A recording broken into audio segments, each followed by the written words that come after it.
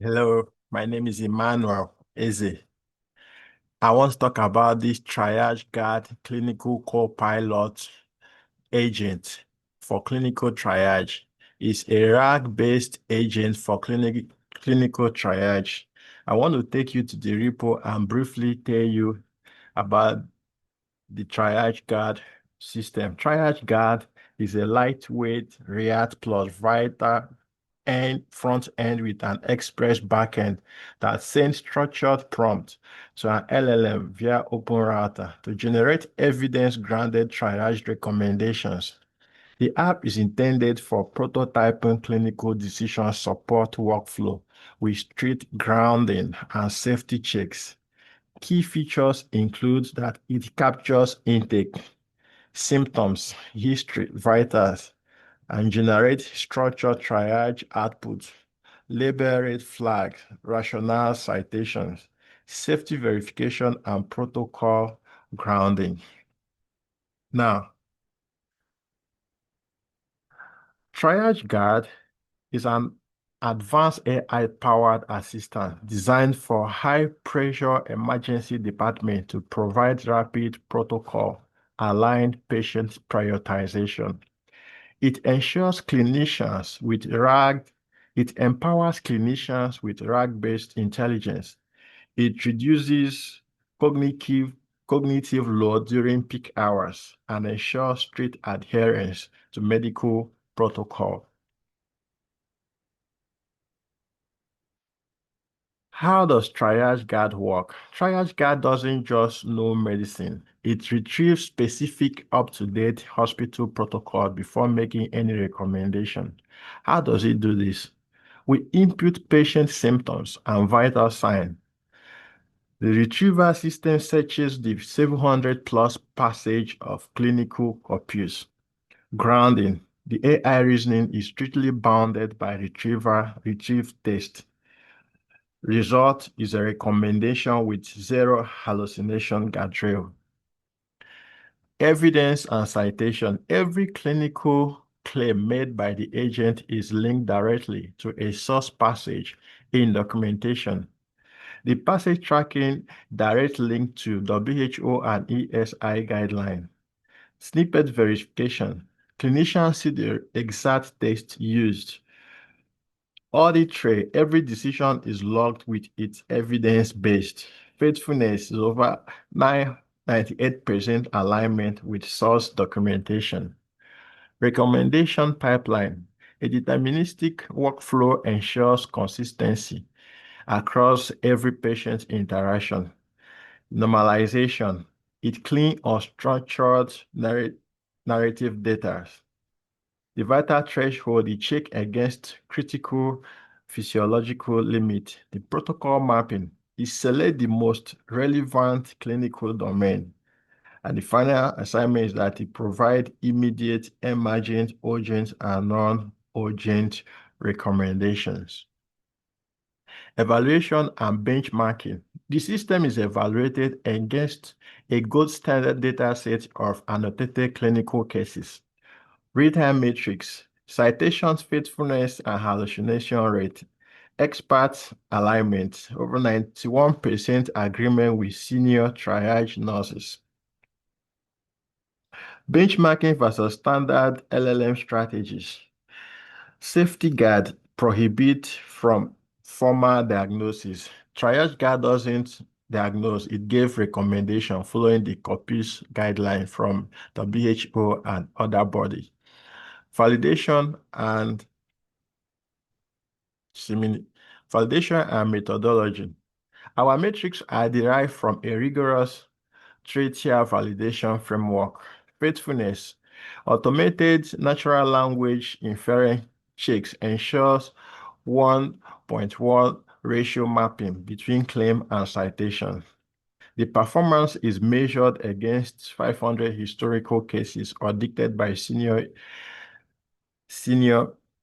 EAR staff, emergency room staff. Comparative trials prove RAG reduces hallucination by over 40% versus standard LLM.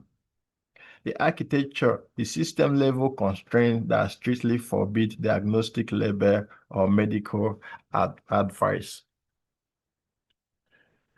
Strategic achievement. TriageGuard transformed the front line of patient care. It reduced latency from minutes to seconds in decision support. The consistent prioritization regardless of staff shift. Protocol adherence near 100% usage of verified guideline.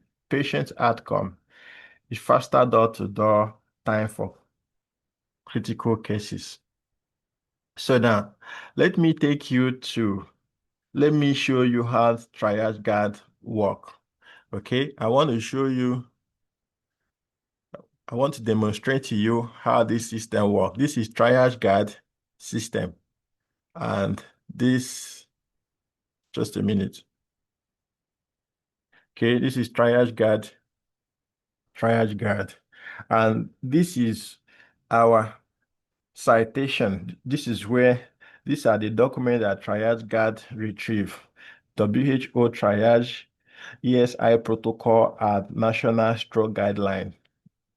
This said, so how does TriageGuard work? Now,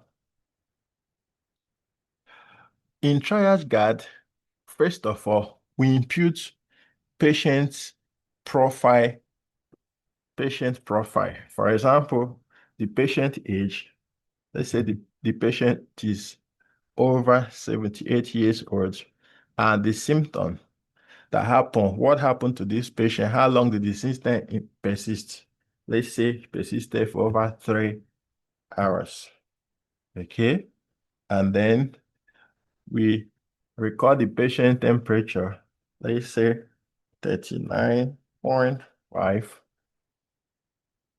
and then the oxygen, the patient's BP, high blood pressure, let's say 156 over 108. Okay, and then the heart rate, let's say 90. Okay, and then the spot, which is the oxygen saturation rate, let's put 80. Okay, so here we said the present symptom that this patient exhibits, let me say, like chest pain, vomiting, fatigue,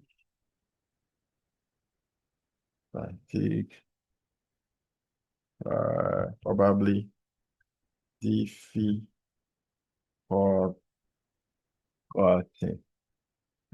breathing. These are the present, let's say these are the patient's present symptoms. And this patient is 78 years old. So now we have imputed the patient vitals. Okay, now let's see how this system works. Then here we click on Start Triage Analysis. So once we click, the system analyzes the information of the patient and gave us a recommendation what to do next. You can see it's analyzing. Let's see what it come up to. It's analyzing, it's taking some time.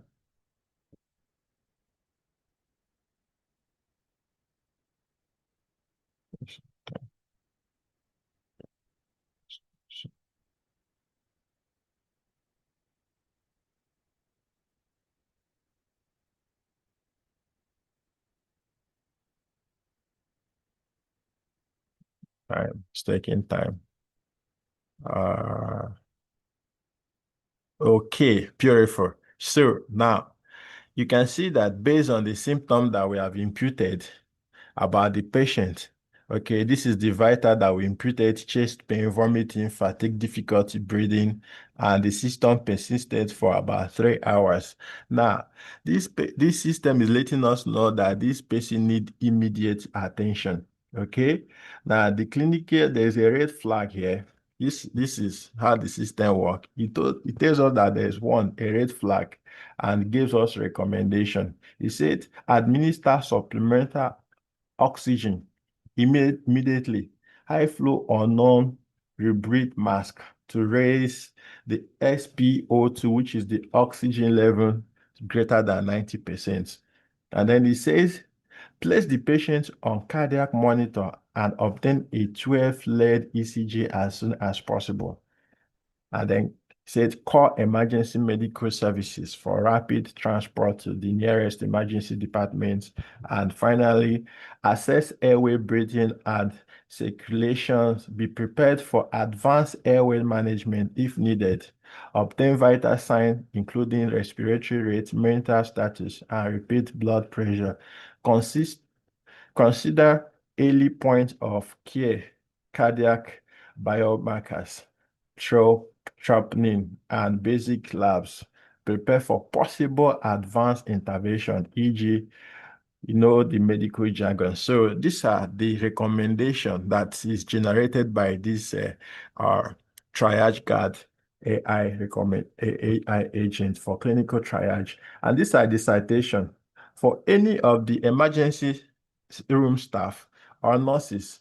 It shows you the document, the corpus in which it retrieved this guideline, the recommendation. It doesn't just generate it by itself. It follows the WHO triageguard recommendation governing this kind of symptom. So it cites you, this is the oxygen saturation of 90%, and this is where it got its snippet, the recommendation. So you can see, and then here it says they are missing, in case they are missing information, character of chest pain, it wants you to go more into more detail, but because of time, I would like to stop here. Now, how does this system, the evaluation, how did we evaluate the system?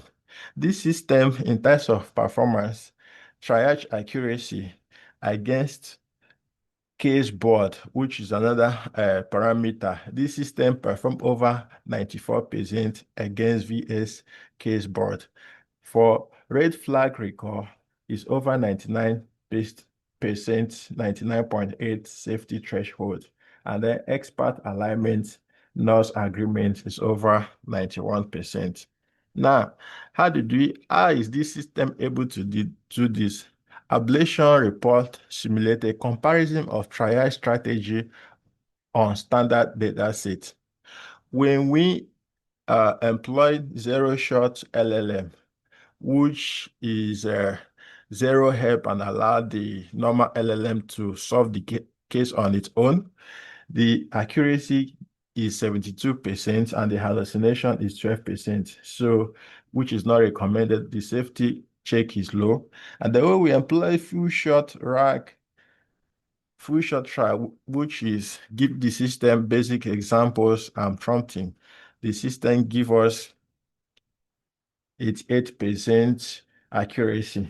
Then our system, which is triagequard, our own system, which searches the snippet, this and retrieve information according to the symptom that we input, which is a robust system. This gives us over 94% accuracy and 0.2 hallucination rates.